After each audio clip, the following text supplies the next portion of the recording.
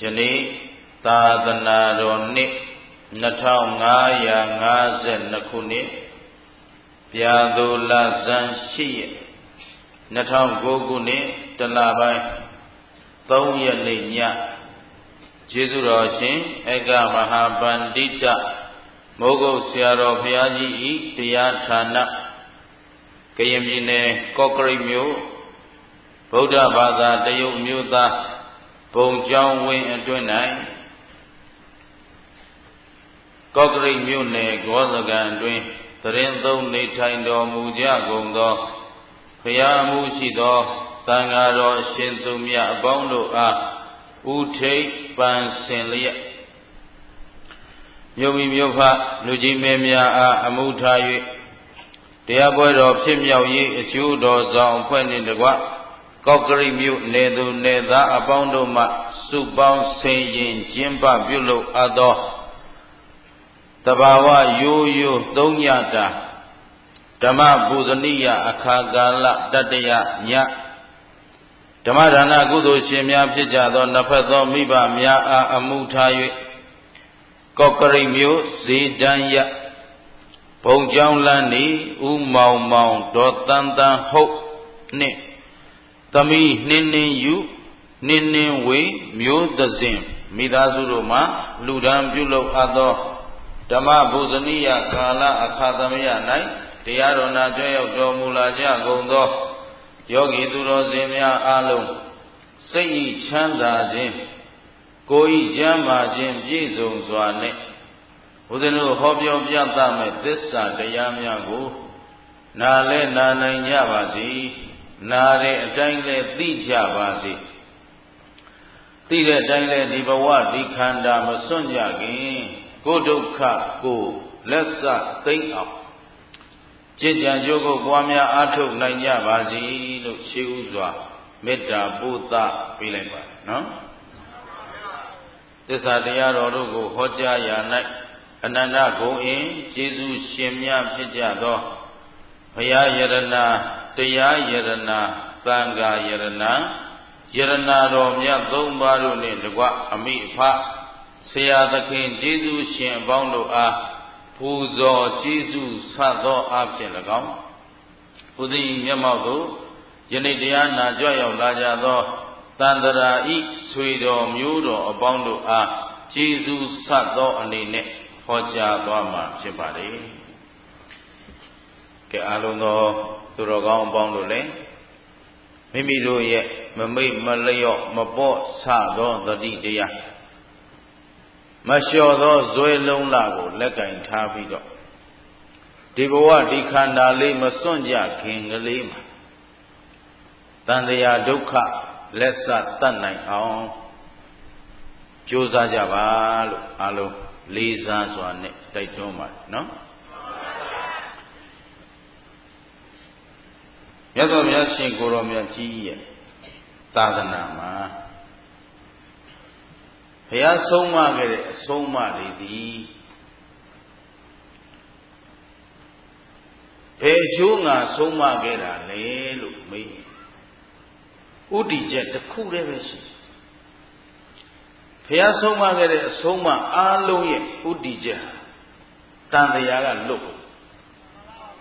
ပါတယ်လေအားလုံးနော်အခုလဲဦးဇင်းတို့သူတော်ကောင်းတို့အရေးတကြီးပေါ့ဘုရားဘာသာဝင်တိုင်းအလေးထားပြီးတော့တကယ်မဖြစ်မနေစူးစူးနစ်နစ်ဖြောင်းဖြောင်းမတ်မတ်ကြိုးစားနေရမှာဘာလဲလို့မေးရင်သံတရားကလွတ်ဖို့ဒါ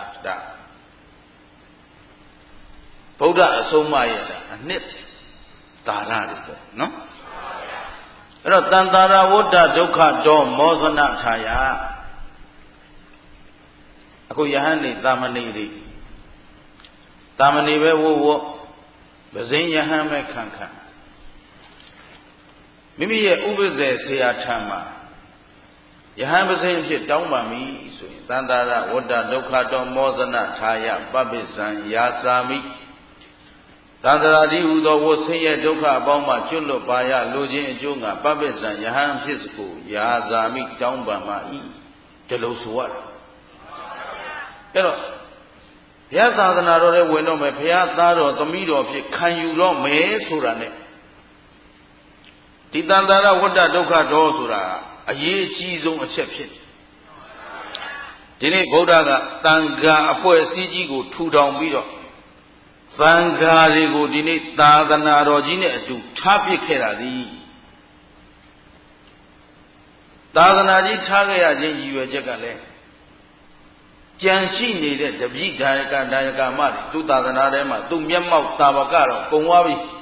သို့တော့သူ့အဆုံးအမနဲ့ကြွရမယ်လူတွေကြံသေးတယ်ရှင်းတယ်နော်အဲ့တော့တကယ်တည်းတည်းပြောရင်ဦးဇင်းတို့တော်ကောင်းတို့ဟာဘု து သာဝကတွေလဲလို့မေးရင်ဒီဂေါရမဘုရားရဲ့သာဝကတွေသူ့အဆုံးအမအောက်မှာကြွရမှာဟုတ်ကျွတ်တဲ့ကျွတ်ထိုက်ကျွတ်နိုင်တဲ့အကြောင်းကံတွေပြည့်စုံလို့ဒီတရားတွေနဲ့တွေ့ရတယ်ဘောဘောတော်မမနဲ့နော်ဒါဦးဇင်းကကိုရထားတဲ့ဘဝတန်ဖိုးလေးတွေအလွယ်သုံးစားဖြစ်ကြပါဆိုလို့အထူးသတိပေးတာငါတို့ကမဟုတ်တဲ့၅ပါးအာယုံကာမဂုဏ်တွေမှာစီစိမ်ပြိုင်နေဂုံတရတ်တွေပြိုင်နေယာရုဂုံသိမ်ပြိုင်နေအသုံးအဆောင်ပြိုင်နေအလွဲပြိုင်ပြီးတော့အချိန်ကုန်နေတာဘဝတန်ဖိုးอ่ะပျက်စီးခြင်းမကပျက်စီး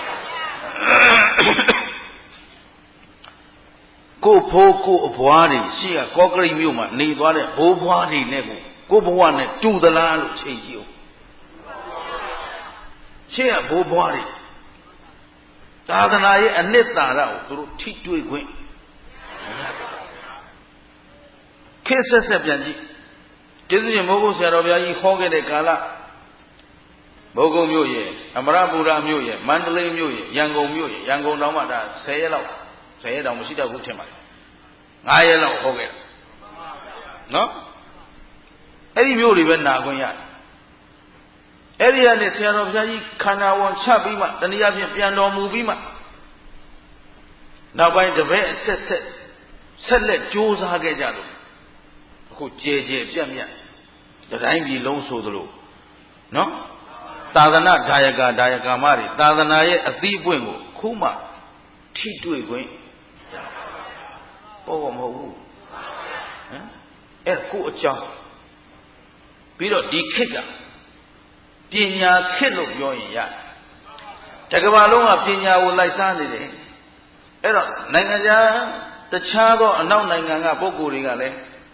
ဘာသာတရားနဲ့ပတ်သက်လာရင်စီစစ်လာကြပြီရမ်းမယုံတော့အဲ့ပညာခေတ်ခေါ်တယ်အခုဦးဇင်းတို့သူတော်ကောင်းတို့တွေ့ဦးဇင်းကစလို့ပေါ့ဟာအမေဖေကဦးဇင်းအမေနဲ့ဖေဘာပြောဘူးလဲငယ်တုန်းကအိမ်မှာနတ်တင်မေရောဖေရောအဖေဘက်ကရိုးရနတ်အမေဘက်ကနတ်ပေါ့လေတင်တော့နတ်ပွဲလုပ်ပြီးတော့ခေါ်တယ်ငါသားမင်းလာအားလုံးမကိစ္စလားအဲ့နတ်တွေပူးနေတာကိုကြည့်ပြီးတော့လူကလည်းသိတဲ့တာပေါ့နော်အဲ့တော့လာအောင်ဆိုတော့ဖေပါတော့မင်းအသားအကြီးဆုံးဒီအမွေတွေအကုန်လုံးမင်းခံအဲ့တော့လုံးပုံကင်ဖို့တင်ပုံသဖို့လာကြည့်ထားမတင်ဘူးဗျာသူများပါသနေရတဲ့လို့ကျုပ်မလို့ကျုပ်ဘဝကိုကြော့ကျုပ်ရက်တည်မယ်ဘယ်ကောင်းမှဂရုမစိုက်ဘူးအဲ့ဒီနတ်တွေဘယ်ကောင်းမှမျိုးမတော်ဘူးသွားတော့သူတို့အမျိုးတော်တာပင်ပန်းဆိုတော့မင်းတော့ခက်တယ်အမေကဘာနဲ့ချင်းချောက်တာမင်းကတော့ဟုတ်တာဗောတဲ့မင်းကလူမိုက်ဥစ္စာတဲ့ဘယ်သူမှဂရုမစိုက်ဘူးမင်းယူမဲ့မိမသာသမီရှိသေးတယ်တဲ့ဆိုတာနဲ့အမေရတိုက်ပြီးမိမမယူရတဲ့အလုပ်လုပ်မပြားဘုန်းကြီးဝတ်မယ်အေးနေတိုင်းကောင်းတာပေါ့ဒီလိုပြောခဲ့တာအဲ့လိုပြောခဲ့လို့လားအမေပြန်ပြောခဲ့လို့လားမသိဘူးခုဒီမှာဘုန်းကြီးမဖြစ်ချင်ပဲဖြစ်တယ်ရှင်းလားအဲ့တော့ရိုးရဆိုပြီးအဆက်နေဘိုးဘွားမိဘတွေကချိန်ချောင်းလို့တစ်မျိုးဟမ်ဟိတ်ဟောက်လို့တစ်မျိုးမဲဆွဲလို့တစ်မျိုးရှင်းတယ်နော်ပြောဥပါတယ်အမေကိုကြီးကျော်ကြအရက်တင်ပြီးကျုပ်ကြဘာလို့မတော့ရတာလဲဟမ်ဟဲ့လို့သိပဲမရှိဘူးဒီမှာတကယ်တော့မလို့ကြမတိုက်ဘူးပလင်းကြီးကြတိုင်းထောင်တာနှမျောစရာကြီး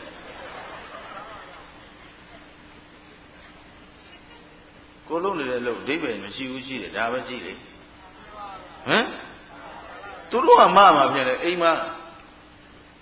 လိုအပ်သမျှကြွကြော်နဲ့အရက်အမြဲတမ်းခေါ်တင်မယ်ဘာစီးပွားရေးမှမလုပ်နဲ့ကိုကြီးကျော်ကြီးရမလားဖြစ်နိုင်သလားလူတို့ရဲ့အသိဉာဏ်ဟာအခုချိန်မှာပညာခေတ်ချင်းချိန်ရမယ်ခေတ်သူတို့ဘာကဲမှာသူတို့ဘာမှလုပ်ဆရာမလို့အကုန်လုံးဟာတဦးတယောက်ကဖန်ဆင်းထားဆိုဟဲ့ကောင်မင်းမတောင်းရှင်းမင်းလို့မလုပ်လို့မင်းခါကြီးပြက်စီးသွားလဲမင်းဟာပြက်စီးတာငါနဲ့မဆိုင်ဘူးဆိုအသေးတာခံလိုက်ရှင်းလားအတိတ်ပဲရှင်းရှင်းလေးရဒီလောက်သိလွယ်မြင်လွယ်တဲ့ခေတ်မှာမှသူတော်ကောင်းတို့ပေါ်ဆနေကြအောင်မယ်ဆိုရင်နောက်ထပ်ဒီသာသနာနဲ့တွေ့ဖို့တကယ်ပညာကိုလူလားလို့လိုက်စားသူတွေကအနောက်နိုင်ငံဒါခွဲပြောနေရတာလူဟာလူပဲဘယ်နိုင်ငံမှာနေလူဟာလူပဲနော်လူသားတွေကလေ့လာရတဲ့တကယ်လူချင်းသူတွေကြတော့တကယ်လုံးကြတော့သူတို့သုံးဆောင်ခံစားခွင့်ရတယ်အဲ့တော့လောကနဲ့အဆက်အသွယ်မပြတ်ဖဲနဲ့လေ့လာလူတွေကဦးသိန်းကိုမေးတယ်ရှင်ပြသာသနာရွှေ့တော့မလားတဲ့ဗုဒ္ဓဘာသာကမြန်မာနိုင်ငံကနေအေးရွှေ့တော့မှာမင်းတို့နိုင်ငံသူနိုင်ငံသားတွေရဲ့စိတ်ဓာတ်ကိုချင်းတရားနဲ့ဒီသာသနာတန်းကုန်မတန်ဘူးလို့ကျင်းလားဦးဇင်းတို့ဒီလိုပဲမြင်ပြော့ညံ့နေတဲ့စိတ်ဓာတ်ခွန်အားမရှိတဲ့စိတ်ဓာတ်အမှားမပယ်ရဲဘူးအမှန်မလုပ်ရဲဘူးဆိုမှတော့အလကားလူမျိုးဖြစ်နေတန်ဖိုးကိုမရှိတော့ကျင်းလားအေးဒီနောက်ဆုံးနေမို့လို့ပြောတဲ့ပြောလိုက်တာကိုပြောရတာနော်စားတော့ခါလျှော့လျှော့ပဲလုပ်မယ်ဒီနေ့ကုန်ပြင်မဟိုဘက်ကန်းတပွဲဒီဘက်ကန်းတပွဲဒီရောက်တပွဲအတန်လည်းမထွက်တော့ဘူးအစင်သိမ့်မပြေဘူးပြော့ပြော့လုပ်မယ်ပြင်မော်ရောက်ရင်ပြော့လို့ကိုမရဘူးဖြစ်တော့ပါလားဘာကြောင့်ပြောသလဲလို့မေးသူတော်ကောင်းတို့သည်ခမည်းတော်ကသူတော်ကောင်းတို့ဆိုတော့စိတ်အစည်းမကောက်ခံရတဲ့ကြုံတဲ့လောရတာအဆင်ပြေတယ်နော်ခမည်းတော်အခုရထားတဲ့ဘဝဟာဘဝများစွာတန်တရားကနေဒီအခွင့်အရေးလေးရဖို့အချိန်များစွာယုံကန်လာခဲ့ရနိဗ္ဗာန်တပစ္စယောဟောတုအာသဝခယံဝဟဟောတုနိဗ္ဗာန်ရောက်ရရောက်ကြောင်းအထောက်ပံ့ဖြစ်ပါစေသစ္စာတရားနာမရစေဟင်သစ္စာကိုနားလည်နိုင်တဲ့ဘဝရောက်ပြရစေလို့အကြောင်းကံလေးများစွာဘဝများစွာကျေးဇူးရှင်မိုးကုတ်ဆရာတော်ဘုရားကြီးရဲ့စကားနဲ့ပြောရင်ဖယားကဖယားဖြစ်ဖို့လှုပ်သွားတာလေးသင်ချေနဲ့ကဘာသိ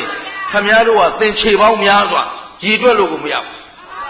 ဘဝတစ်ဆက်တည်းလှုပ်တာခမည်းတော်ကလှုပ်လိုက်မေးလိုက်လှုပ်လိုက်မေးလိုက်ဟင်အကြောင်းလေးနည်းနည်းစုလာဘဝလေးနည်းနည်းမြင့်လာမှန်ဝင်လာငါလောက်သိသလားငါလိုတတ်သလားမင်းတို့ဘာထင်လို့လဲသွားပြန်ပြီတဲအိုးတခါမေ့ပြီးပြန်တက်လာပြန်ပြီပြန်စားပြန်ပြီတစ်ကခုတရားအားထုတ်နေတဲ့လူတွေကြည့်လေ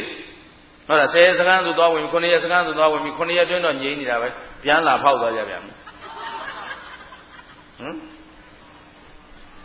တနေ့လုံးရှိတာ360နဲ့9ရက်အဲ့ဒီ9ရက်စက္ကန့်မှာတဲ့တာ9ရက်လောက်ပဲတဲ့ကျန်တဲ့ရက်ပေါင်း360ကအဲ့တော့ခင်ဗျားတို့ရှေ့တလန်တိုးလိုက်ရှေ့တလန်တိုးလိုက်ရှေ့တလန်တိုးလိုက်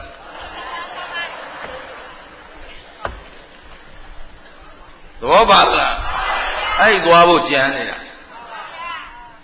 ဒါဖြင့်ကိုဘဝရဲ့အနှစ်သာရ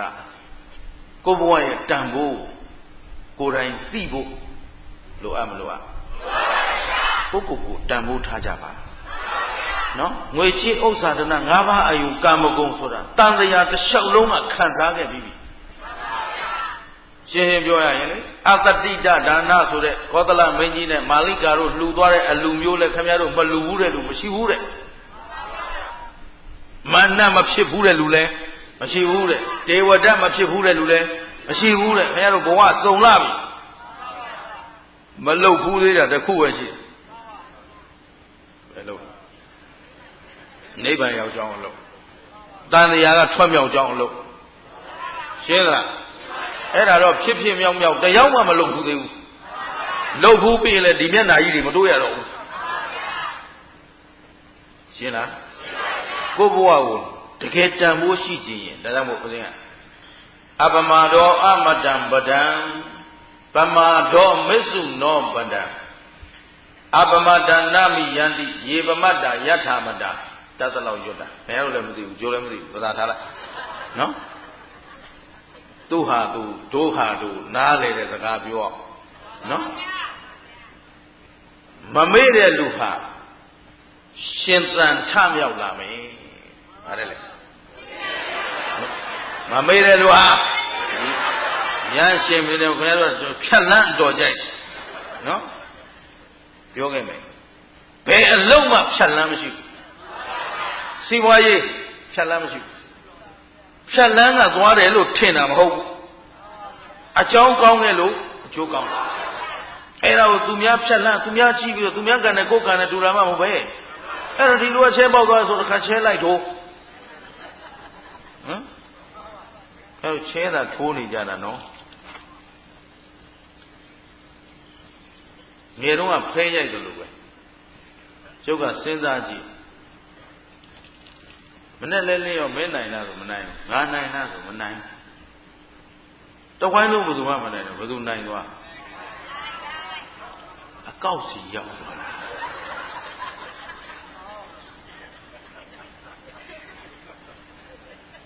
Dalune. They gone Savali. Maali. Toda let him shoe. Diala to the Miao. They quisa wali. Ella, you are Magao. I don't know Malu Yuri Ajeka, Duru Gora, Jaremana.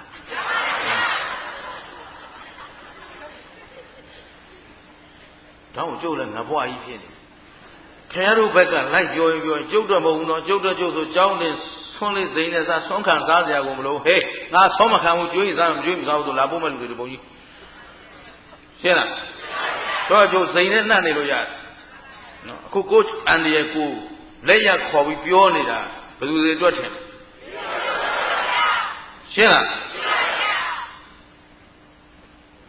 Go a juicy wow, go namely, Matota, Macheta. Eh? Hello, the longer lawyer, don't long lawyer. So, Bobala, Shila, like Gomi, Cook Bawana, or Che to a lawyer, Bama Yobalo. Bawa to a lawyer. Tinadala, Lubi, show me so now the car, Dilo, Dadanana, Dubu, some way who know. Hope you know? Yare a coin yelly, a don't charge out Malula. Tandara, what I look at also let Tandaragani, Lopo Soyin, Pa John Dian. And this are John Kanda, John, Erobiodia Shin, Kanda, Ayadana, Dan, this, Badesa, Samoba, Yamio.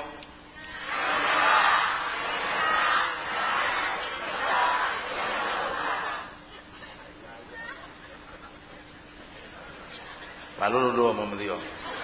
No? Kanda Surale, Diona. Ayarana Surale, Diona. Hope you know?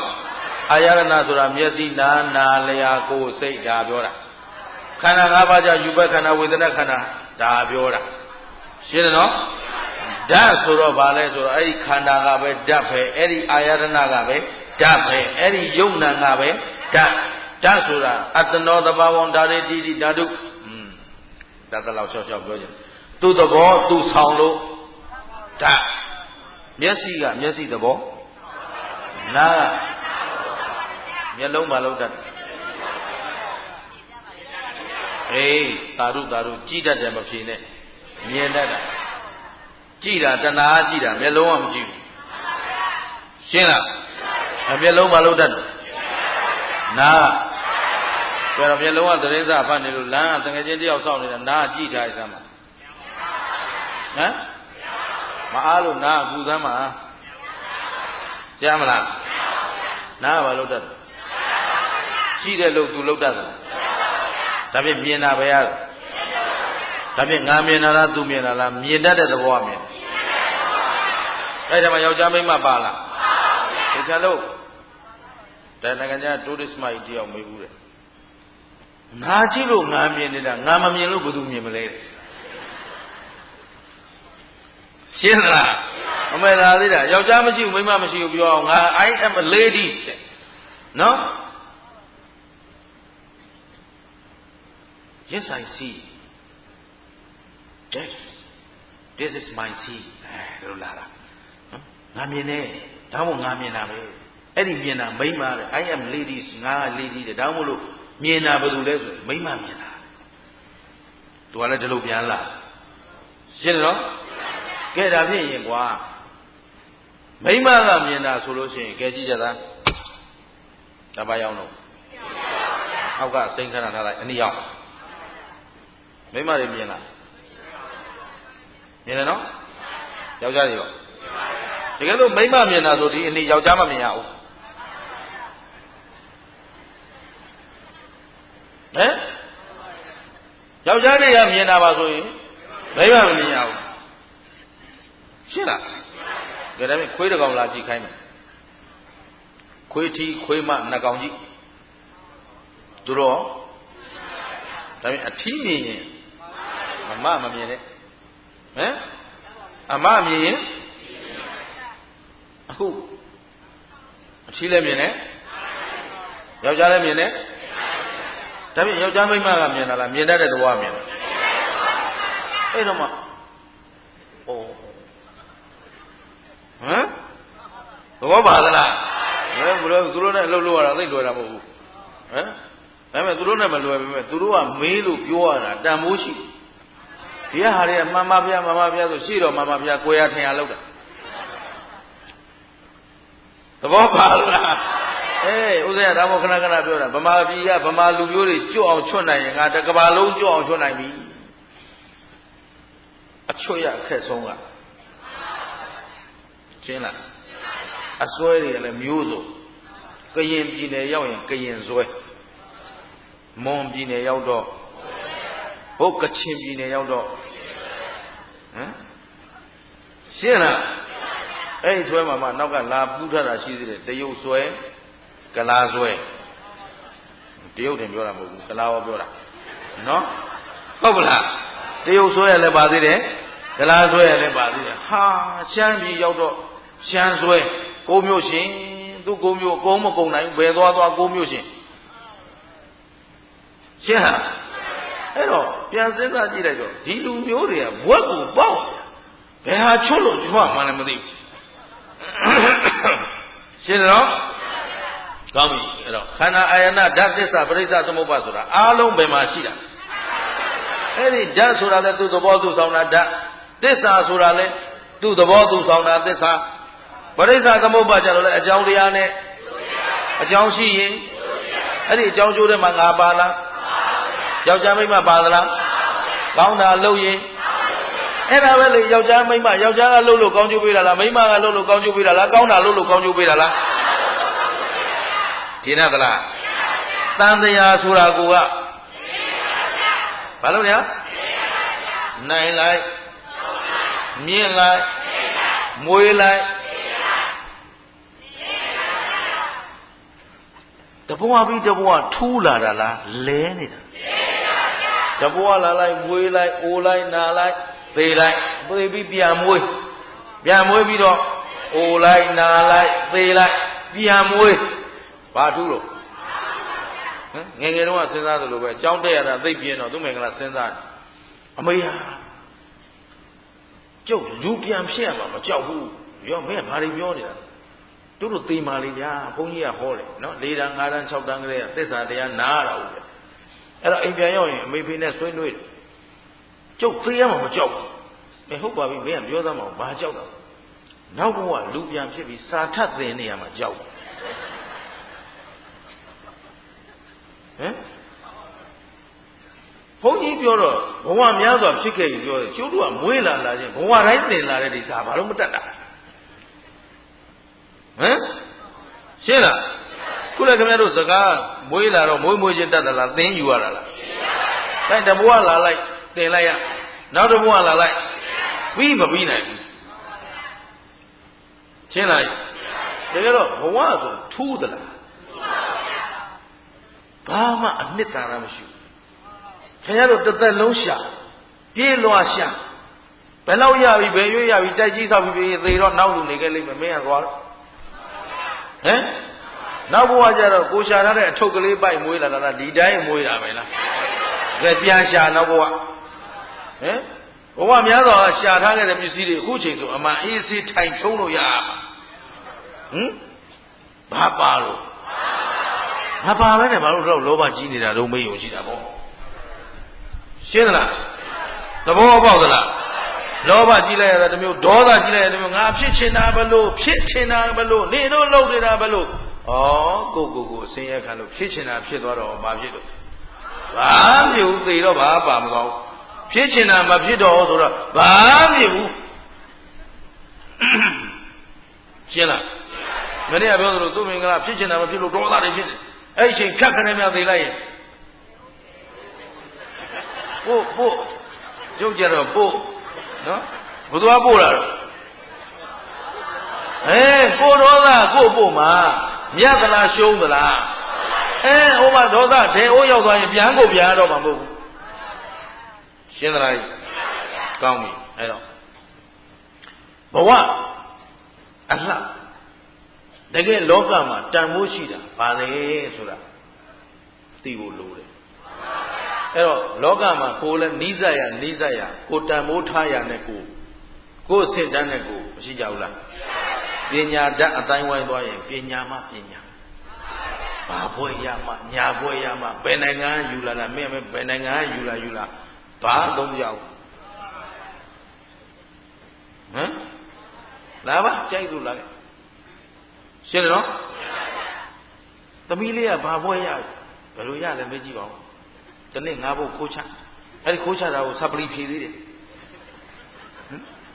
ရှင်းလာလို့မဆုံးခင်ဗျားတို့တက္ကသိုလ်ရှင်းလားတရားမှသင်ရတာငါးဘုတ်တည်းငါးဘုတ်ကဖြေရမယ်ငါးဘုတ်တည်းရွေးချက်အဲ့ဒါလည်းချက်တာမဟုတ်ဘူး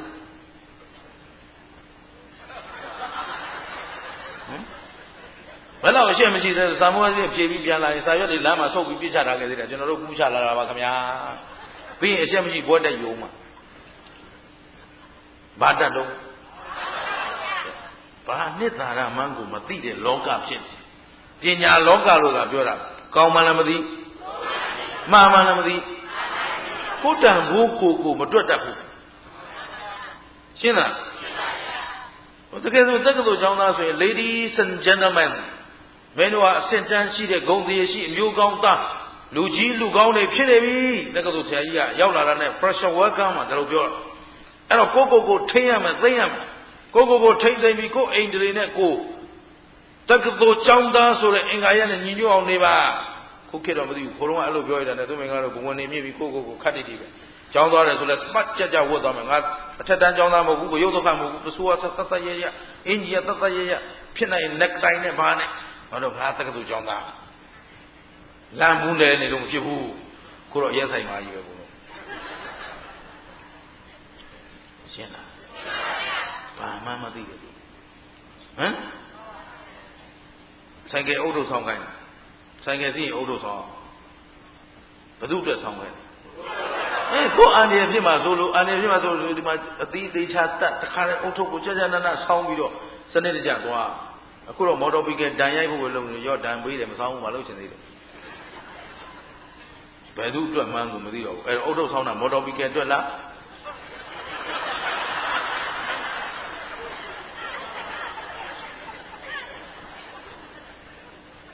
ကျိုးတို့လည်းနိုင်ငံထူထောင်ရေးအတွက်တရတအားပါလာပါဗျာမကြည့်နိုင်ရင်ခွင့်လွှတ်ကြပါမော်တော်ဘီကယ်အပေါင်းလို့ရှင်းလားဒါပဲနားလည်အောင်ပြောပြီးတော့သိမ့်သွင်းပြီးတော့တကယ်စိကစနစ်ကိုလူမျိုးကြီးပြီးနိုင်ငံကြီးသားပြီးအဆင့်တန်းရှိသောလူမျိုးပြီးကိုယ်သိစိတ်နဲ့ကိုယ်ကိုလုပ်နေရမှာရှင်းလားကားပေါ်တက်လာပြီးခမပတ်တယ်ဆိုတာဒါကဗမာပြည်တော့ပတ်ဆိုင်မလို့ပါဘူးဘာလို့ဆိုတော့စပိနဲ့မောင်းစရာလမ်းမှမရှိပဲနော်သူများနိုင်ငံတက်လိုက်တာနဲ့ခမပတ်ပြီးသားဘာလို့ပတ်ရလဲကိုယ်အန်ဒီရဲ့လုံခြုံအောင်လို့မော်တော်ဘီကယ်တက်ပတ်တာကိုယ်တော့ပတ်တာစနစ်နော် standard တို့နိုင်ငံက standard လည်းမရှိဘူး level လည်းမရှိဘူးဟမ်ရှင်းလားအဲ့ဒါတရားစပြောနေရတာရှင်းတယ်နော် သူများနိုင်ငံသွားကြိုက်တဲ့နေရာသွားကြိုက်တဲ့မြို့သွားကြိုက်တဲ့ရွာသွားလမ်းပေါ်မှာဘာအမိုက်မှမရှိဘူး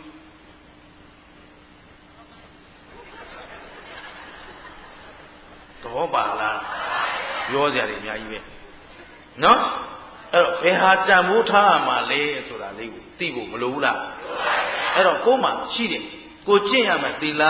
သမာဓိပညာအဲ့တော့တန်ဖိုးထားလွဲတတ်တဲ့သဘောလေးကိုဒီနေ့ဓမ္မပဒပါဠိတော်မှာလာတဲ့သုတ်တန်လေးတစ်ခုနဲ့ဦးဇင်းတို့ဒီကုန်းချုပ်တရားဟောရင်းနဲ့တန်ဝေကယူရအောင်အသိယူရအောင်ပြောကြတာပေါ့နော်အဲ့တော့တရားကောင်းစဉ်လေးရတော့လှပါတယ်မေးရဲ့ပါတယ်ကြားဘူးလားကျွန်တော်ကူးချတာမြတ်စွာဘုရားရှင်ကိုရောမြတ်ကြီးရဲ့နှမဆိုလိုတာကဘုရားရှင်ကကောလိယတိုင်းကပ္ပိလဝတ်ပြီဟုတ်ပြီနော်ပြည့်ရှင်သုတ်ဒေါဒနမင်းကြီးရဲ့သားကိုသာကီဝင်နော်သာကီဝင်ဆိုတော့သူ့မှာသူတို့သာကီဝင်မျိုးရိုးရဲ့ထုံးစံရစပြီးတည်လာကြတဲ့ကရဲ့ညီကိုမောင်နှမချင်းစုံဖက်ကြတာဟုတ်အဲ့တော့အဲ့ဒီမှာအဲ့ဒီမှာနှမနော်အဲ့ဒီနှမလေးနာမည်ကဇနဗဒကလျာဏီတဲ့ဘယ်လိုလဲသိလှတယ်လို့ပြောတယ်သူတို့တာကီဝင်ထဲမှာဒါပေမဲ့ရတော်တရားလောက်တော့လှလို့မဖြစ်ဘူးပေါ့ရတော်တရားတော့ first lady ကိုဗျနော်အဲ့တော့အမတန်ကောင်းခြင်းကားပြတဲ့ပြည့်စုံတဲ့လှတဲ့ဇနဗဒကလျာဏီသူနဲ့အိမ်တော်ချပေးလိုက်တာကဘယ်သူပါလဲညီတော်နန္ဒမင်းသားနော်နန္ဒမင်းသားနဲ့မင်္ဂလာဆောင်တဲ့နေ့ဒီမောင်နှမနှစ်ယောက်မင်္ဂလာဆောင်တဲ့နေ့အကိုကြီးကကြွလာပြီးဆွမ်းနေပါလေစားပြီးတော့မှနန္ဒခေါ်သွားလိုက်တာပြန်ကုန်မလာတော့အဲ့တော့ကြည့်လိုက်တော့နန်းတော်ထဲမှာကြည့်တော့အကိုကြီးသိဒ္ဓထကလည်းဖျားအဖြစ်နေပြီသူ့ယောက်ျားသူ့ခင်မွန်းဖြစ်အတိမပြုထားတဲ့နန္ဒမင်းသားလည်းယဟန်ဝတ်သွားတယ်ပြန်မလာတော့ဟုတ်ပြီနော်ပြီးတော့မင်းကြီးမင်းသားတော်တော်များများကလည်းယဟန်ဝတ်သွားကြပြီတခါသူ့အတိုင်းဝိုင်းနေပြန်ကြည့်လိုက်တော့မိတွေတော်ဂေါရမီကနေစပြီးတော့မောင်မမိတ်တန်အကုန်လုံးကလည်းဘိက္ခုနီမဝတ်သွားပြီအဲ့ဒီအချိန်မှာဘုရားရှင်ရဲ့အကိုဗတ္တိယနော်မင်းအုပ်ချုပ်နေတဲ့အချိန်သုတ်ဒေါဒနမဟာရာဇမင်းကြီးကလည်းဘုရားကြီးအဆုံးအမတွေနာကြားရတဲ့ယဟန္တာဖြစ်ပြီးတော့မင်းဝတ်မင်းစားနဲ့ပဲပြိဋိဘံစံသွားပြီဆိုတော့သူပြန်စဉ်းစားတယ်ငါလူပြည်နေလို့လေဘာမှကျေးဇူးမများတော့ဘူးသူကတန်ဖိုးထားတာကသူ့အလှအပလှတဲ့လူကပိုလှခြင်းတယ်ဟမ်ရှင်းတယ်နော်အဲ့တော့တွားကြလာကြရှင်းအဲ့လှတဲ့လူကပြင်လို့မပြီးဘူးပြင်တတ်သလားဘာလို့သူ့ကိုလှပါတယ်ပြောလေဘိုးပြင်လေဟမ်လှတယ်ပြောလေအကြည့်ခံခြင်းလေရှင်းသလားအဲ့တော့သူကသူပြင်နေရတာသူလှဖို့လားသူများကြည့်ဖို့လားကိုသူမသိဘူးရှင်းသလားသဘောပေါက်သလားအဲ့တော့သူများကြည့်ဖို့ဒုက္ခခံနေရတာပြဿနာတက်နေတာသူများအတွက်ဟမ်အဲ့ဒီမှာဇနဗဒကလျာဏီသူ့အလှလေးပဲသူကိုတန်ဖိုးထားတယ်တော့ဘိက္ခုနီမဝတ်ဖို့လုံးဝမစင်စားဘူးခုပတ်ဝန်းကျင်ကြည့်လိုက်တော့အကုန်မရှိတော့ဘူးဆွေတော်မျိုးတော်တွေကဲငါလည်းမထူးဘူးတဲ့မထူးစားခင်နော်ဥပမာတွေလည်းအဲ့ဒီဇက်မခင်းသေးလို့ခက်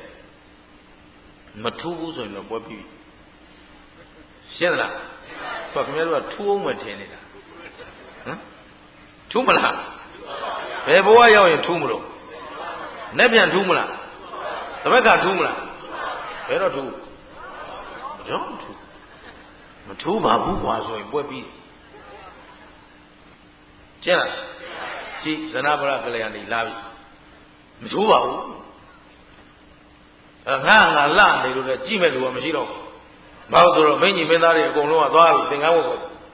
အဲ့တော့ငါအကိုတွေအမတွေဝတ်ကုန်မှတော့ငါလည်းမထူးတော့ပါဘူးဆိုပြီးဘာလို့လဲ သင်္ကန်းဝတ်ဘိက္ခုနီမလုပ်လိုက်ဘိက္ခုနီမလုပ်ပြီးပေမဲ့သူ့မောင်တော်လိုပဲနန္ဒမင်းသားကလည်းဘုရားခေါ်သွားလို့သာသင်္ကန်းဝတ်လိုက်ရတာတဏှာလိမ့်မပြတ်ဘူးနော်စပရိတ်ဖြန်းလို့စပရိတ်ဆိုတာခုခေတ်ပြောရတာဟိုတုန်းကတော့နန္ဒလိမ့်လို့မပြတ်ဘူးသင်္ကန်းလေးကိုခါလဲကြောနေအောင်မိဘူးတိုက်သူတို့ခေတ်ကမိဘူးမရှိတော့လက်ဘူးတိုက်နော်ကိုကျိုးတို့လည်းလက်ဘူးတိုက်ရတာပဲနော်အဲ့တော့လက်ဘူးတိုက်ဟိုတော့တစ်မျိုးနဲ့တစ်မျိုးအလင်းမီအောင်တော့လုပ်နေရတာအဲ့တော့အဲ့ဒီအလေးလက်ဘူးတိုက်ပြီးတော့မှတခါတည်းဘယ်နဲ့လင်းလာရင်သင်္ကန်းယုံနေရတာကဘယ်သူမင်္ဂလာလို့ပေဆုပ်ဆုပ်တက်လာလိမ့်မလို့လာပြီဆိုတော့ကြာနာတခါတည်းမှန်ရှိရကိုမခွာဘူးခုလဲဇနဗရကလျာဏီတရားလို့သင်္ကန်းဝတ်လာတာဟုတ်သူသာသနာပေါင်းနဲ့ရောက်လာတာဟာဘုရားကိုယုံကြည်လို့လားမဟုတ်ဘူးတရားကိုယုံလို့လားသံဃာကိုယုံလို့လားတကယ်တော့သနဗရကလျာဏီဘိက္ခုနီမသာဖြစ်သွားတာဘုရားဗာမှန်လဲသူ့ကိုပဲသူသိတာသာသသိတ္တမင်းသားငါတို့အကိုကြီးရှင်းတယ်နော်တရားဟောသိသလားမသိဘူးတရားသူဘလို့မသိသလဲဆိုတော့ဘိက္ခုနီမဖြစ်နေတဲ့ဘုရားရှိတခါမှမသွားဘူးတဲ့ဘာလို့မသွားလဲဆိုတော့အဲ့ဒီအကိုကြီးစီသွားရင်တဲ့သူကအာသုဘအကြောင်းကြီးလျှောက်ပြောတာဘာလဲလျှောက်ပြောကဲရုပ်ဆိုတာမြဲသလားမြဲပါဗျာသူဘလားအာသုဘဘုရားတို့ခန္ဓာကိုယ်ကထွက်တဲ့ပစ္စည်းဘယ်ပစ္စည်းကောင်းလဲဟင်ဘယ်ဟာမြမွေးကြိုင်ထွက်လာလို့ဟင်ငါတို့စားတော့နေတာနာနာစောစောတွေစားလို့လားစားတော့မွေးကြိုင်စားတာလားစားတော့မွေးကြိုင်နေအောင်ကြောလောပြီးတော့ဘေးကနေတောင်တရေကြလောက်အောင်ကြောပြီးတော့စားတာချက်ပြီးတော့စားတာထွက်လာတော့ဟမ်စဉ်းစားတော့ရေမိုးချိုးတော့လည်းကဲအနတ်မရှိတဲ့ဆပ်ပြတိုက်တယ်လားမွေးတဲ့ဆပ်ပြတိုက်တယ်လားဟုတ်ပြီအဝတ်စားဝတ်တော့လည်းကဲဝတ်တဲ့အဝတ်စားဒီတိုင်းပြီးရောဝတ်ကြတာလားအမွေးနတ်သားထုံကြိုင်ပြီးမှဝေးတာလားကဲဒါပေမဲ့ချွေးထွက်လာတော့ဘယ်ရေမွေးနတ်ကတတ်သူပါလားအသူပါလားတင့်တယ်တာပါရှိအဲ့တော့ဘုရားဟောရင်ခန္ဓာကြီးမကောင်းကြောင်းကြီးပြောတာကောင်းကြောင်းအဲ့တော့မကောင်းကြောင်းကြီးပြောဆိုတော့ဘုရားဒီဘုရားသက်သက်မဲ့လှုပ်ကြပြီးပြောတာလားဘယ်လိုပြောတာလဲအမှန်ကိုအမှန်တိုင်းအရှိကိုအဲ့ဒါမှတရားရှင်းသလားအရှိအမှန်တိုင်းမပြောနိုင်ရင်တရားမဟုတ်ဘူးသူခင်ဗျားတို့ရှိတာခန္ဓာဘယ်နှပါးအချင်းချင်းရုပ်တရားနဲ့ရုပ်ကောမြဲသလားနာမ်ကောကိုယ်စိတ်ကလေးရောကိုတည်မြဲမှုရှိရလားဖြစ်ပြီးရင်ရုပ်လည်းဖြစ်ပြီးရင်တင့်တယ်တဲ့ခန္ဓာလားမတင့်တယ်တဲ့ခန္ဓာလားသူကသတင်းကြားတာဒီခန္ဓာကိုယ်ကြီးကိုယွံအောင်မိုးအောင်ညီးငွေ့အောင်ကြီးပဲပြောနေတာတဲ့ဘုရားတရားကဒီခန္ဓာ၅ပါးအကြောင်းကြီးပြောနေတာတော်ပြီတဲ့ငါသွားရင်လည်းငါပြောဦးမှာလည်းမသွားဘူးတဲ့ရှင်းနော်ဒုက္ခနာကိုယ်လေးအလှပြင်းစင်ပြီးနေတာဒါပေမဲ့ညနေဆောင်လာရင်တရားနာသွားတဲ့ဘုရားသက်ကမြို့လုံးကျွတ်ဟုတ်ပြီနော်တခါသူ့ကျောင်းထဲမှာရှိတဲ့ဘိက္ခုနီမတွေအသီးသီးကလည်းသူမလိုက်ချင်သူထားခဲ့ကြံတဲ့လူအကုန်လုံးကတရားနာသွားကြပြန်လာရင်ဘုရားတရားဟောတာဘယ်လိုကောင်းတာဘယ်လိုသာယာတာဟုတ်ပြီနော်အဲ့မှာလည်းတရားနာတဲ့ထဲမှာလည်းပုဂ္ဂိုလ်ကအမျိုးမျိုးရှိတာဘုရားရှင်ကိုယ်တော်မြတ်ကြီးကလောကမှာအတုမရှိကိုယ်တော်ကြီးဖြစ်တဲ့ရုပ်ရည်ယူပကာယကလည်းအဲ့ဒီချိန်မှာလောကမှာသူ့ထက်ချောတဲ့လာတဲ့လူမရှိဘူးလေးသိချင်းနဲ့ကဘာသိမ့်ဖြည့်လာတဲ့ပါရမီတွေကြောင့်အပြိုင်ဆိုင်အကျိုးပေးနေတာရုပ်မှလည်းဘယ်သူမှနဲ့မှမတူအောင်လူနတ်ဗြမာထဲမှာအချောဆုံးအလှဆုံးပုဂ္ဂိုလ်ကြီးအဲ့တော့ရုပ်ကိုကြည့်ခြင်းလို့လာတဲ့တရားနာပရိသတ်က၄ပုံ၃ပုံရှိတယ်ရှင်းတယ်နော်အတန်တော်ကြည့်ပြန်အောင်ဆိုတော့ဘယ်ဒီလိုပရိသတ်လောက်ကတော့ဘုရားရှင်ကိုယ်တော်မြတ်ကြီးဒီမိုက်တွေဆက်တွေဘယ်လိုလိမ့်မလဲဘုရားအတန်တော်ဟာပရိသတ်ကိုငုံမိလောက်အောင်တဲ့ပရိသတ်3သိန်းရှိရင်3သိန်းလုံးကြားတယ်3သိန်းအပြင်မထွက်ဘူးရှင်းတယ်နော်တခါကြားတာမှဗမာကနာရင်ဗမာစကားနဲ့ကြားတယ်ကရင်ကနာရင်ကရင်စကားနဲ့ကြားတယ်ရှမ်းကနာရင်ရှမ်းစကားနဲ့ကြားတယ် translate လုပ်ပြီးသားရှင်းလားအဲ့တော့အတန်တော်ပေါ်မှာตาရလို့လာတဲ့တရားနာပရိသတ်က9ပုံ4ပုံဟုတ်ပါလားရုပ်ပေါ်မှာตาရတယ်4ပုံ3ပုံအတန်ပေါ်မှာဟုတ်ပြီနော် တရားကိုနှစ်သက်လို့မြတ်နိုးလို့တန်ဖိုးထားလို့တရားတကယ်သိကျင်လို့လာတဲ့လူက10 ပုံပုံမှ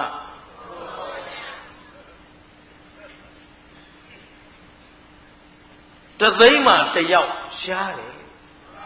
ဘုရားလက်ထက်ကဘုကောကရိတ်တရားပွဲပြောတာမဟုတ်ဘူးရှင်းသလားတသိန်းမှတယောက်လောက်ပဲတဲ့တရားလိုချင်လို့လာတဲ့လူကရှိတာသဘောပါသလားအဲ့တော့အပြန်အလှန်သူ့သဘောကိုယ်သဘောတွေဒါပြန်ဆွေးနွေးကြတဲ့ခါဘုရားလေးဒီနေ့ပြောတော့ပြုံးနေတာလေးများကြည့်လို့ကိုအားမရဘူးဒီလိုဘုရားပြောတာနော်ဒီပေစုပ်ပြောတာမဟုတ်ဘူးရှင်းသလားအဲ့တော့အတန်တော်ကလည်းလေကောင်းလိုက်တာနားထောင်လို့ကိုအားမရဘူးပြန်လာဒါလေးပြောကြတာပြောတော့ဒီမှာဘိက္ခုနီမကလည်းသူလူနာမည်ကဇနဗရကလျာဏီယဟန်ဝတ်တော့ဘိက္ခုနီမဖြစ်တော့ရူပနန္ဒီတဲ့ဘာလဲရူပနန္ဒာလို့လည်းခေါ်တယ်အဲ့နန္ဒာဆိုတာနှစ်သက်တာရူပဆိုတာယုတ်ကနှစ်သက်ဖွယ်ရာကောင်းတယ်ယုတ်လှတဲ့မိန်းကလေးလို့ဒီလိုပြောတာပေါ့ရှင်းတယ်နော်အဲ့တော့ဒီဘိက္ခုနီမကသူများပြောတာလေးလည်းကြားတော့သူသွားတွေးခြင်းတယ်ဘုရားတော်ချောတယ်ပြောတယ်ငါထင်မှချောသလားဟမ်လှတဲ့လူဆိုတော့အလှချင်းအဲ့ဒါပါပဲကားရှိရင်ကားချင်းပြိုင်မယ်ဗျာ TV ရှိရင် TV ချင်းပြိုင်မယ်ဗျာစိန်နကရှိရင်ပြိုင်သားရှိရင်သားပြိုင်လာမှခင်ဗျားတို့ပြိုင်ပုံကလေဒီတယောက်ကစပြောကြည့်လိုက်အိမ်ကသားသိဆိုးတာပြောလို့ကိုမရဘူးသုံးလိုက်ပြုံးလိုက်တာလည်းမပြောနဲ့တနေ့ကိုအိမ်ကလေမနေ့ထိန်နေရတာဆိုဟိုဘက်ကမလီတော့သားမဟုတ်သေးတော့အဆိုးပြိုင်တော့အဆုံးပြိုင်အဲလိုတဘာဝကတယောက်ကမြန်လာစကြည့်လိုက်မလီအိမ်ကသားလီပြောစရာမလိုစားဆိုရင်စားနဲ့ကြက်နေတာဘယ်တော့ဖြစ်เจ้าမှာစစ်သေးအမလီအိမ်ကကောင်ကြီးလေးလေသူကတစ်ဖက်ကအကောင်းအတုထောင်လုပ်လိုက်ရင်ဒီဘက်ကအကောင်းပြိုင်တယ်အဆိုးအတုထောင်လုပ်လိုက်ရင်အဆိုးပြိုင်တယ်အာမမလို့ရင်စားနိုင်တာချင်းပြိုင်မယ်ရှင်းလားငယ်ငယ်တော့အမလီတော့သားသမီးတွေကြည့်ရတာစားကြတောက်ကြမလီအားရလိုက်တာအိမ်ကကောင်စားဖို့မစားဘူးတိုင်းဘာမှပြိုင်တယ်ပြီးစားတာပြိုင်ရှင်းလား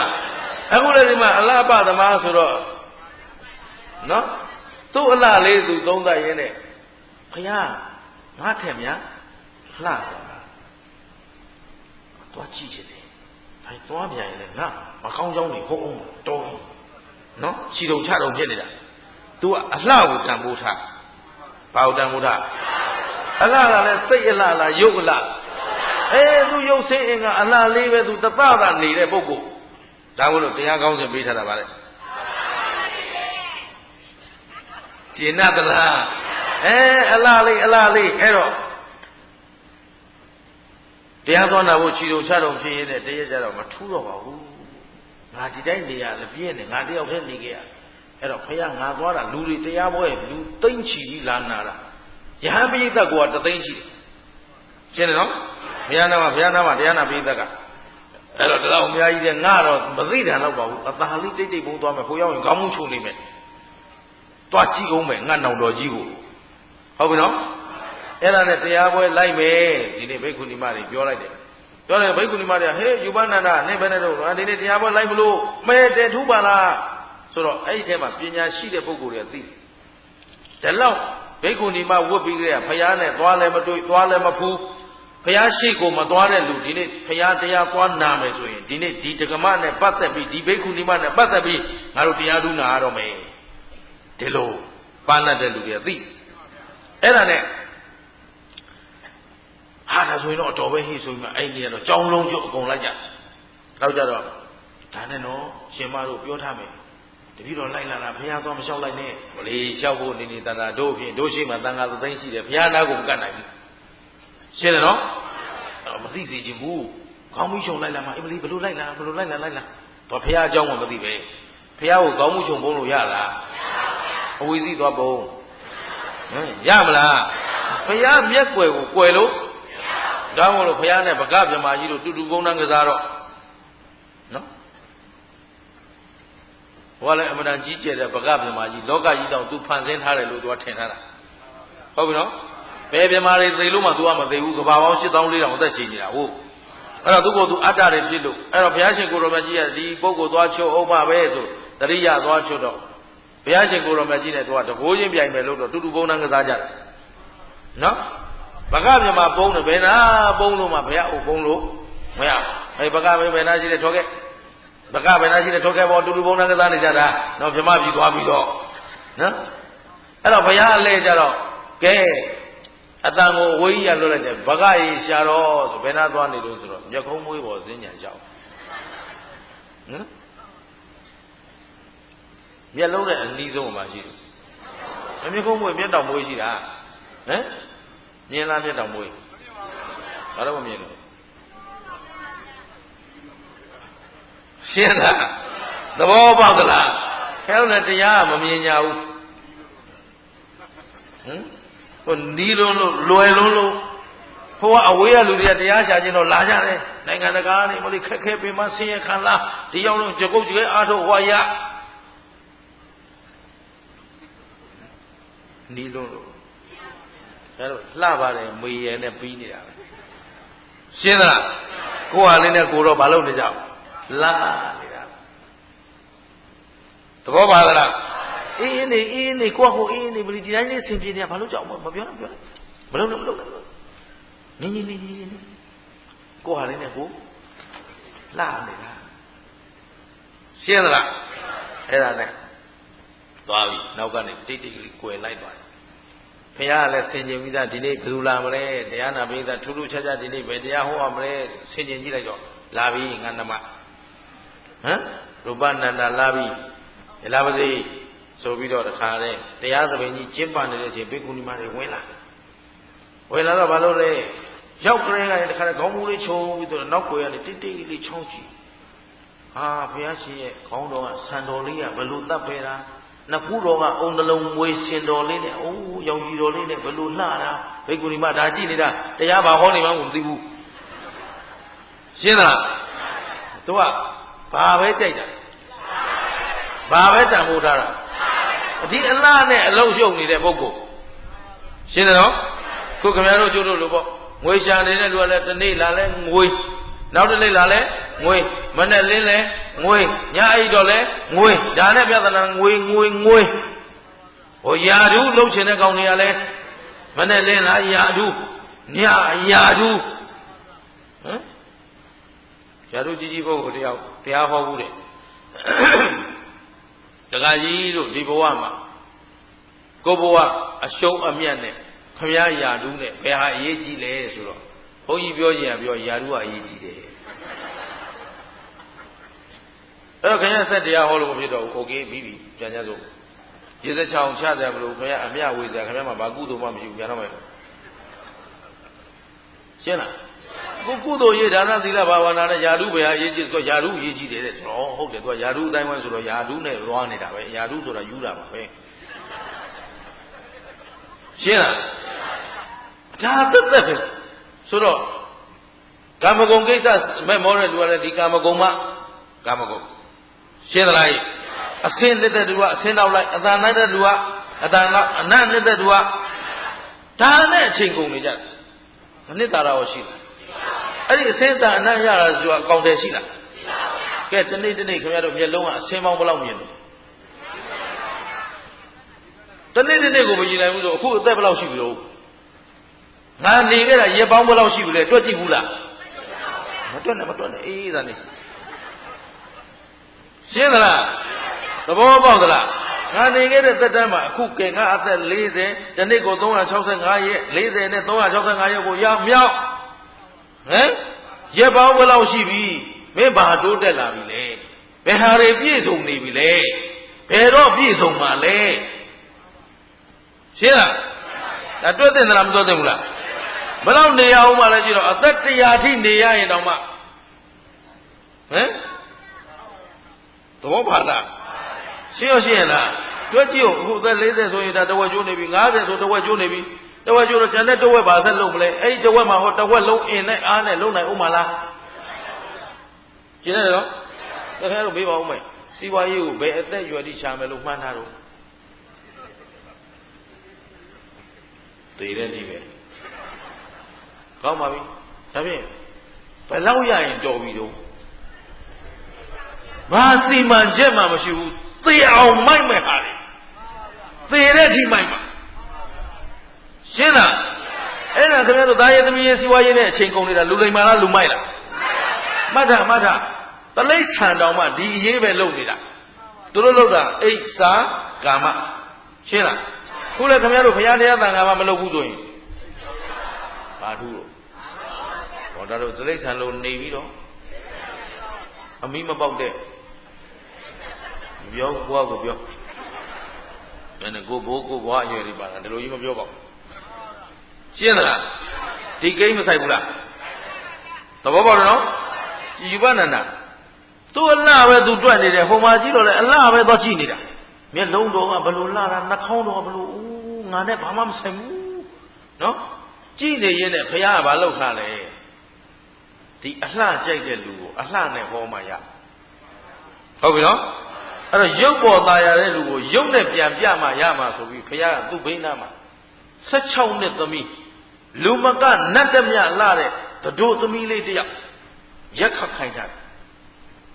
အဲ့ဒီတို့သမီးဘယ်သူမြင်တယ်လို့ဆိုယူပနန္ဒာရဲ့ဖယားရဲ့ဒါပဲမြင်ကျန်တဲ့တရားနာပိဋကမမြင်ဘူးအဲ့တော့ဘုရားကကျန်တဲ့ပိဋကကိုတရားဟောနေတာသူတခြားသောပုဂ္ဂိုလ်တွေနာကြားကျွတ်တန်းဝင်မဲ့ပုဂ္ဂိုလ်တွေအတွက်သက်ဆိုင်ရာတရားကိုဟောနေတာယူပနန္ဒာကိုတရားဟောကိုမဟောသေးဘူးဟုတ်ပြီနော်ကျန်တဲ့ဟာဆိုဟောကိုမဟောဆိုဟောလဲဟိုကကြားမှာမဟုတ်ပဲသူကဘာကြည့်နေအောင်သူကလှကျင်တဲ့လူဆိုလှတာပဲကြည့်နေတာအဲ့တော့ဘုရားကိုကြည်ရင်လည်းမှဖြတ်ဆိုသူနဲ့ဓာတ်တူနန္တုဘာသွားတွေ့လဲ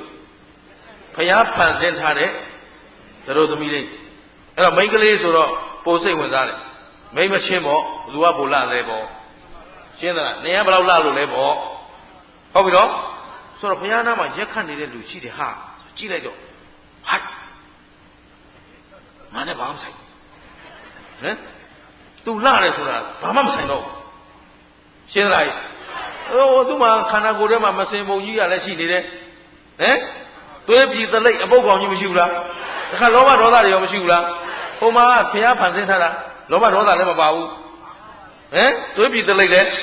မပါဘူးတော့လှကျင်တိုင်းလှနေတာအဲ့တော့ကြည့်လိုက်တော့အိုးလှလိုက်တာ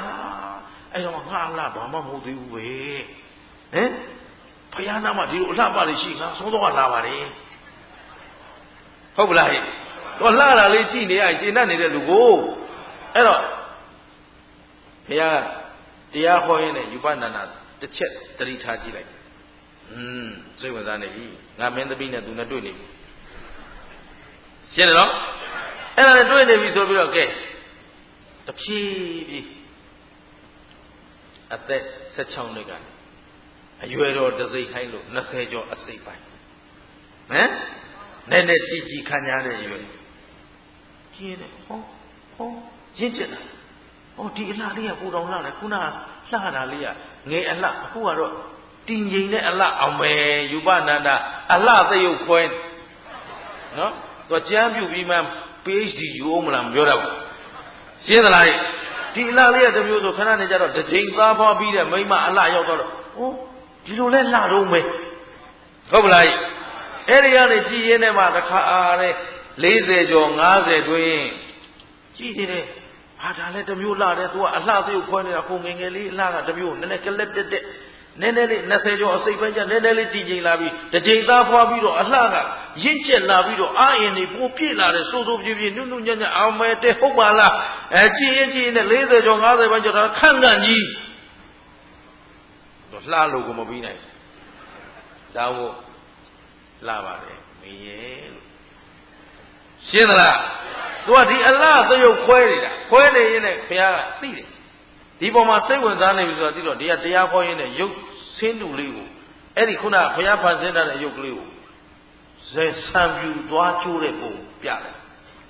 အဲ့တော့ဟိုကယူပနန္ဒနောက်ကနေချောင်းကျင်တယ်ဟမ်ဘာဖြစ်လာလဲအိုးလာပြီဘာဖြစ်လာလဲအိုးလာတယ်ဒီလိုကြီးလားငါလည်းဒီလိုအိုးမလားဟုတ်တာပေါ့တဖြည်းဖြည်းသူလည်းကြီးပြီးဘာဖြစ်လာအိုးလာငါလည်းသူ့လိုကြီးအိုးမအိုးချင်ပါဘူးနော်တ ယူပနာ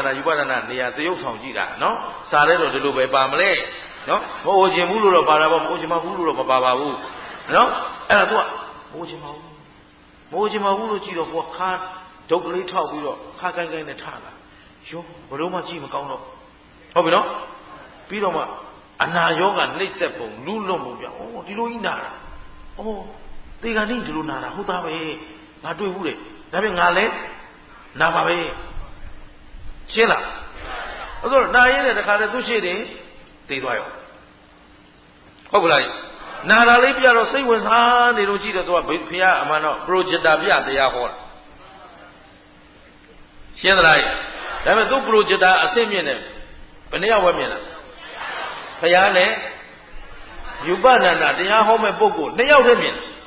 အဲ့တော့ဟိုကအလ္လာဟ်ကိုတန်ဖိုးထားတဲ့လူလှကျင်နေတဲ့လူဆိုချင်းနဲ့သူရှိတယ်အိုပြီးနာပြီးသေလိုက်တဲ့ဘုံဆိုဟုတ်တော့သေသွားပြီငါလည်းဒီလိုသေမှာပဲမသိချင်ပါဘူးကြည်နေရင်နဲ့3ရက်လောက်ရှိတဲ့အလောင်းကောင်ကြီး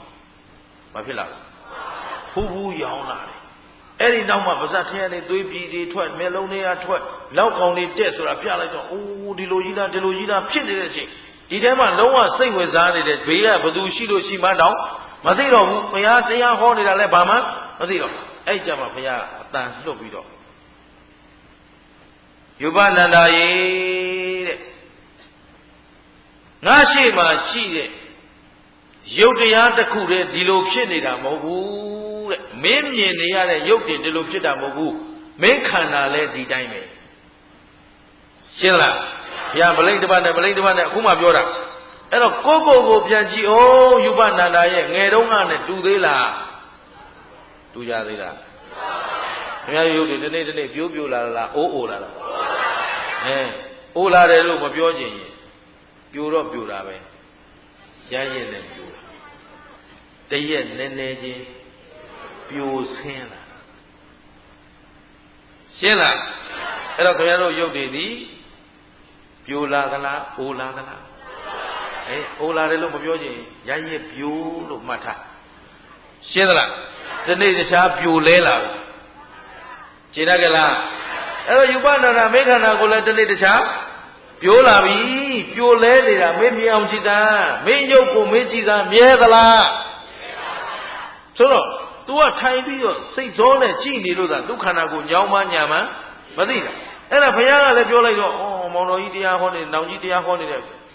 မောင်ကြီးတရားဟောနေတယ်ဆိုပြီးသားလေးနှလုံးအာယုံစိုက်ပြီးတော့ကိုဒုက္ခနာသူကြည့်လိုက်တော့ခန္ဓာကိုယ်ထဲမှာလှုပ်ရွ့နဲ့ဖောက်ပြန်ပြည့်စည်နေတာသွားပြီးတော့ဟုတ်သားပဲရုပ်မြဲမှမမြဲပဲကောင်းပြီဒါဖြင့်ယူပနန္ဒမေခန္ဓာကိုယ်ကြီးနာကျင်ခိုက်ခဲနေတာကိုမနာနဲ့လို့ပြောရစမ်းပြည့်စည်နေတာတွေမပြည့်နဲ့ပြောလိုက်စမ်း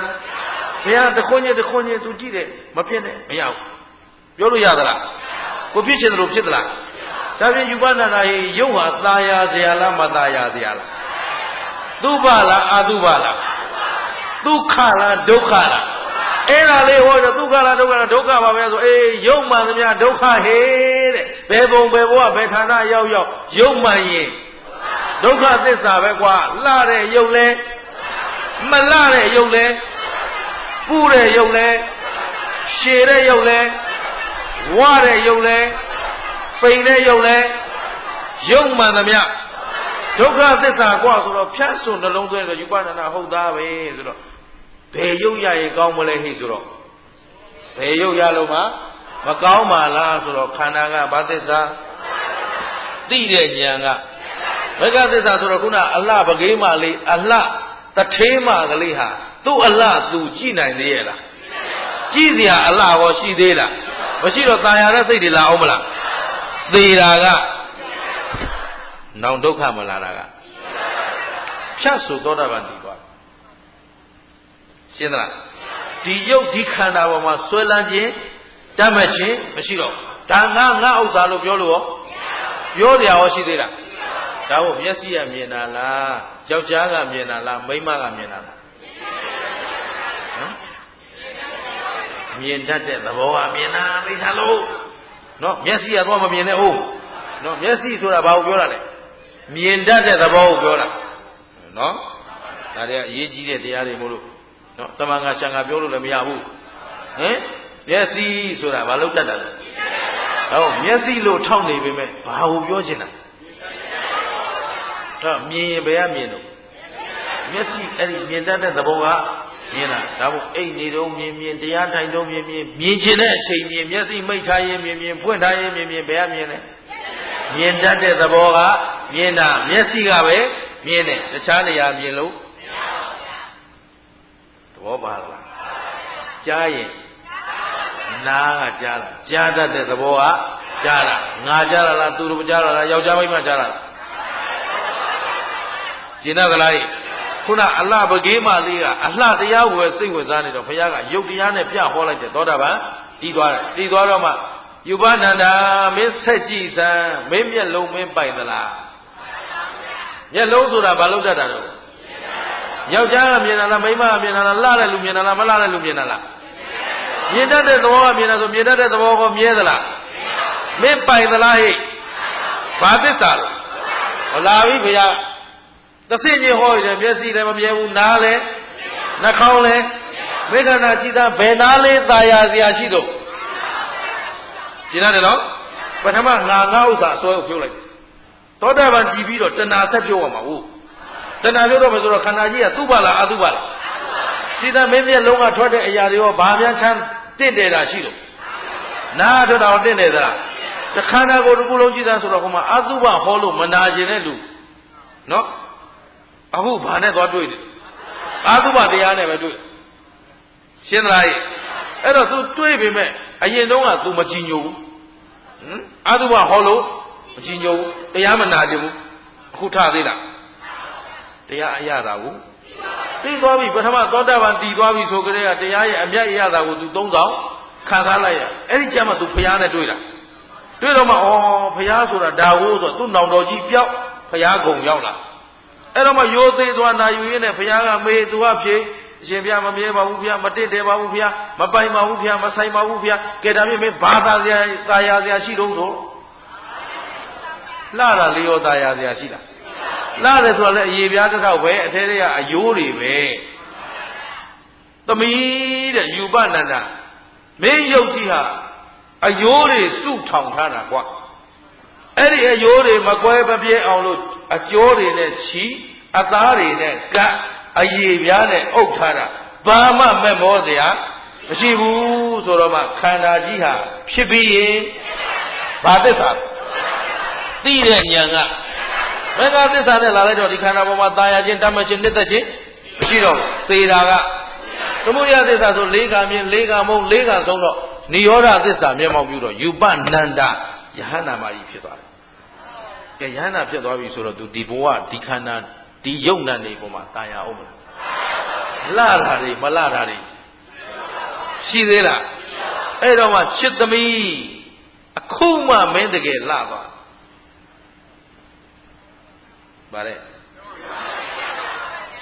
အလှမဲ့တဲ့သမီးရဲ့တဲ့အခုမှတကယ်လှသွားတာသူ့စိတ်ထဲမှာကိလေသာမရှိတော့ယဟန္တာဖြစ်သွားပြီဆိုလောဘဒေါသမောဟရှိသေးလားဒါဖြင့်လောဘဒေါသမောဟနဲ့အလှနဲ့လောဘဒေါသမောဟကင်းတဲ့အလှဘယ်အလှကလောဘဒေါသမောဟကင်းတဲ့အလှကပိုပြီးလှတယ်ပိုပြီးတန်ဖို့ရှင်းသလားကဲဘယ်လိုလှအောင်နေကြမလဲလှပါတယ်မေးရဲ့ပြီးပါပြီရှင်းသလားအဲ့တော့မေးရပဲပြောရင်မောင်ကြီးတွေမပါဘူးဖြစ်လိမ့်လှပါတယ်မောင်ရဲ့ရှင်းသလားဘယ်လိုလှမှာလဲလောဘဒေါသမောဟကင်းတဲ့အလှဖြစ်ကြမှာဘဝလှလာမယ်ရှင်းသလားအဲ့တော့လောဘဒေါသမောဟကင်းအောင်ကြိုးစားဖို့သိမသိကြိုးစားခြင်းသတိထားဝိရိယစိုက်ပညာနဲ့ကြည့်ဘယ်သူကိုဘယ်သူကြည့်မှာသူများလိုက်ကြည့်နေရမှာလားကိုယ့်ကိုယ်ကိုကြည့်ရမှာအဲ့တော့အခုခမည်းတော်ဘဝတွေလှပြီလားလှပြီလားလောဘနဲ့အယုတ်ဆိုးနေတယ်ရှက်ပြနဲ့ဟမ်တောင်ပြေးလိုက်မြောက်ပြေးလိုက်အယုတ်ဆိုးကြည်တန်နေတယ်ဒေါသနဲ့အယုတ်ဆိုးနေတယ်မျက်နှာညီကြီးနဲ့တခါတည်းမနဲ့လင်းလာနတ်နဲ့ချိန်ခါတေးတန်တာ ခုချိန်ရောက်နေပြီမထားကြသေးဘူးလှုပ်စားကြပါလားတောင်းစားကြပါလားဒီကလူကဖတ်ဖတ်ကိုပေါ်လို့ချက်ဖြုတ်ပြီးထစားကြမျိုးဆိုးလင်းလာကြတဲ့ကမပြီးနိုင်ဘူးရှင်းသလားသူများစောစောမထားနဲ့တအိမ်လုံးနားမချမ်းသာဘူးသာမှတ်ပြီးတော့ကျင့်တတ်သလားဘာနဲ့တော့ဒေါသကြီးနဲ့အကြီးတန်းတယ်ရှင်းတယ်နော်လောဘကြောင့်လည်းအကြီးတန်းတယ်မောဟကြောင့်လည်းတချို့များတရားနာနေရင်လည်းကိုလှသလားဗျာရှင်းတော့ပလင်မောနေလို့ပြောဟမ်ရှင်းလားမောဟကြောင့်လည်းအကြီးတန်းနေတယ်တဲ့လောကကြီးလှကျင်ရင်လောဘဒေါသမောဟကင်းအောင်ရှင်းသလားအလိုလိုကင်းသွားမလားကင်းအောင်ရှင်းရမှာလားရှင်းတော့မယ်ဆိုတတိချာဝိရိယဆိုင်ပညာနဲ့ကြည်ဘယ်သူကိုဘယ်သူကြည့်မှာကိုယ်ကိုကြည့်တော့ခန္ဓာဘယ်နှပါဘယ်ချိန်ကြည့်ဖြစ်ပြီးရေမြဲသလားမမြဲဘူးလားတင့်တယ်သလားမတင့်တယ်ဘူးလားตายရเสียလားမตายရเสียလားနှစ်သက်เสียလားမနှစ်သက်เสียလားခန္ဓာမှန်ရင်ဘာသစ္စာသိတဲ့ဉာဏ်ကသေတာကနောက်ခန္ဓာမလားတာကသစ္စာဘယ်နဲ့ချက်ကဲအေးကဲဆိုသစ္စာ၄ချက်တစ်ပြိုင်တည်းကြိုက်မှသာလျင်တန်တရားဝတ်တွင်းကလွတ်ကင်းနိုင်မှာဖြစ်တဲ့အတွက်မိမိတို့ဘဝကိုယ်စီအလှကိုယ်စီဖြစ်ကြရအောင်လောဘဒေါသမောဟကင်းအောင်အစင်မပြတ်ကြိုးစားရင်းနဲ့သာသနာတော်ကိုထိမ့်သိမ်းစောင့်ရှောက်ကြပါစို့လို့တိုက်တွန်းရင်းနဲ့လှပါတယ်မေရဲ့ဆိုတဲ့ဒေသနာဒီမြနဲ့ပဲဏိကုံးချုပ်ကြစို့